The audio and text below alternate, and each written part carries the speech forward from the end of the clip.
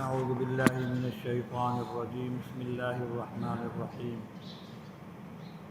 يا أيها النبي اتق الله ولا تطع الكافرين والمنافقين إن الله كان عليما حكيما واتبع ما يوحى إليك من ربك إن الله كان بما تعملون خبيرا وتوکل علی اللہ وکفیٰ باللہ وکیلا۔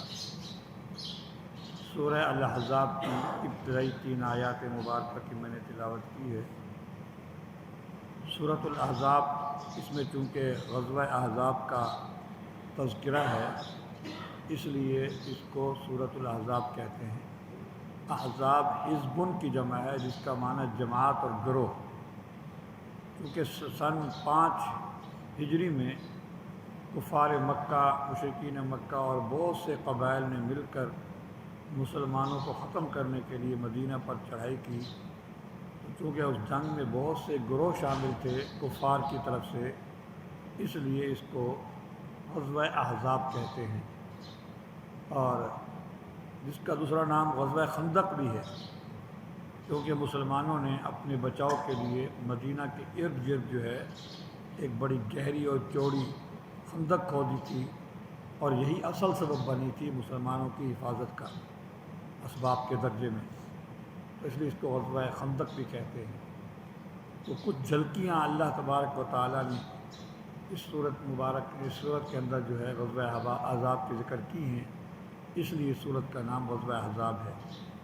اور صاحب روح المعانی بہت بڑی تفسیر کی کتاب ہے، اس نے جو ہے ابن عباس سے یہ روایت کی، رضی اللہ تعالیٰ عنہما سے یہ روایت کیا ہے کہ کفار مکہ میں سے ولید بن مغیرہ اور شیبہ بن ربیع نے آپ صلی اللہ علیہ وسلم کو یہ پیشکش کی تھی کہ آپ نے یہ جو کام ہے یہ چھوڑ دیں، دعوت دینا چھوڑ دیں، ہم آپ کو اپنا آدھا مال دے دیں گے۔ اور ادھر سے یہود مدینہ نے آپ کو یہ دھمکی دی تھی کہ آپ اپنی اس دعوت کے کام سے باز آ جائیں ورنہ ہم تمہیں قتل کر دیں گے۔ ایک طرف سے لالچ بھی دیا گیا اور ایک طرف سے دھمکی بھی دی گئی۔ تو اللہ تبارک و تعالیٰ نے آپ کی تسلی کے لیے آپ کو تعلیمات دی، ہدایات دی، فرمایا کہ بس آپ اللہ پر ہی بھروسہ کیجئے، کسی قسم کی کمپرومائز کرنے کی یا کسی سے ڈرنے کی ضرورت نہیں ہے۔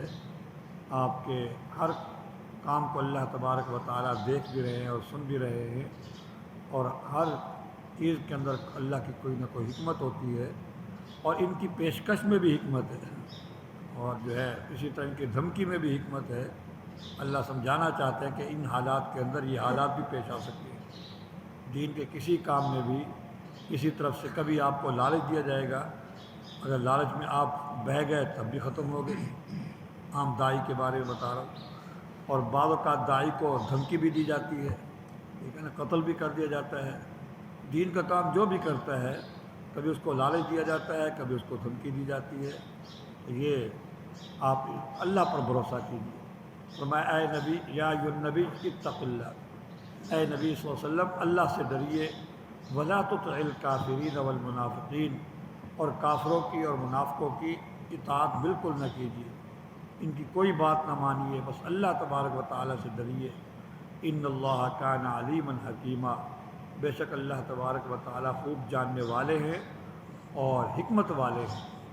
واتبع ما یوحی الیک من ربک، اور اے نبی صلی اللہ علیہ وسلم آپ پیروی کیجئے اس چیز کی جو آپ کی طرف وحی کی جاتی ہے آپ کے رب کی طرف سے، اس کی پیروی کیجئے، لوگوں کی باتوں میں نہ آئیے۔ اور یقیناً آپ علیہ الصلوۃ والسلام لوگوں کی باتوں میں آنے والے بالکل بھی نہیں تھے۔ تو یہ ابتداءً خطاب نبی پاک صلی اللہ علیہ وسلم کو ہے، در حقیقت ہر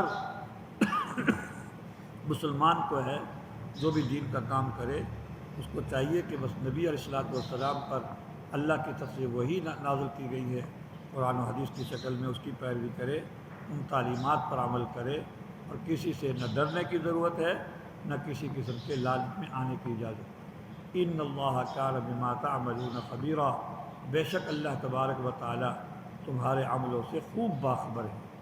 وتوکل علی اللہ، اللہ ہی پر بھروسہ کیجئے، اللہ ہی پر اعتماد کیجئے۔ وکفیٰ باللہ وکیلا، اور اللہ بطور کارساز کے کافی ہے۔ اللہ ہی آپ کے سب کام بنائے گا، اللہ ہی آپ کی حفاظت کرے گا، ہر طرف سے ہر طرح سے اللہ آپ کی حفاظت کرے گا۔